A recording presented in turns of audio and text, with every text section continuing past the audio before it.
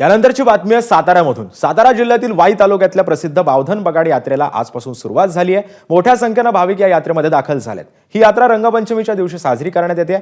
या यात्रेसाठी देश विदेशातील भाविकही दाखल झाले। याविषयी बावधनमधील ग्रामस्थांसोबत बातचीत केली आमचे प्रतिनिधी वैभव बोडके यांनी।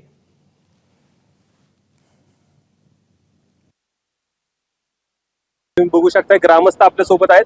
ग्रामस्थांच्या सर्व अंगावर गुलाल पडल्याचं आपल्याला पाहायला मिळतंय।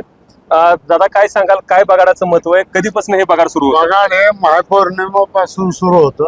बगाडाला वर शिडाला लावलेली कळकं महापौर्णिमे दिवशी तोडली जातात आणि तदनंतर शिमगी पौर्णिमेला कौल लागून प्रसाद दिला जातो। बगाड्याचा मान कुणाला मिळणार आहे त्याचा, तर त्या प्रसादासाठी कमीत कमी 50 ते 55 लोक बसलेले असतात।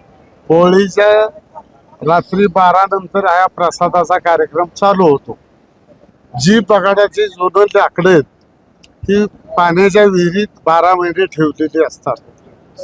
थोरली विहीर म्हणून आहे गावाच्या शेजारी, जुनी ब्रिटिशकालीन बांधीव दगडी, अशा त्या विहिरीमध्ये ती लाकडं ठेवलेली असतात। ती दुलवडी दिवशी बाहेर काढून आणून देवळासमोर ठेवली जातात।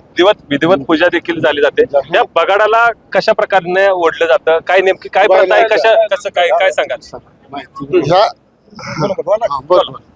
बगाडाला सर्वसाधारण सगळं पांढरी शिप्पीत असणारी अशी दिप्पाड आणि खिलार जातीची जातीवंत बैल अख्ख्या महाराष्ट्रामध्ये बावधनमध्येच आपल्याला सापडतात। आणि तुम्हाला सर्वांना माहिती आहे, भारतामध्ये कोरोना काळामध्ये सुद्धा आपण हे बगाड अगदी मोठ्या उत्सवामध्ये साजरा केलं होतं। एबीपी माझा, उघडा डोळे बघा नीट।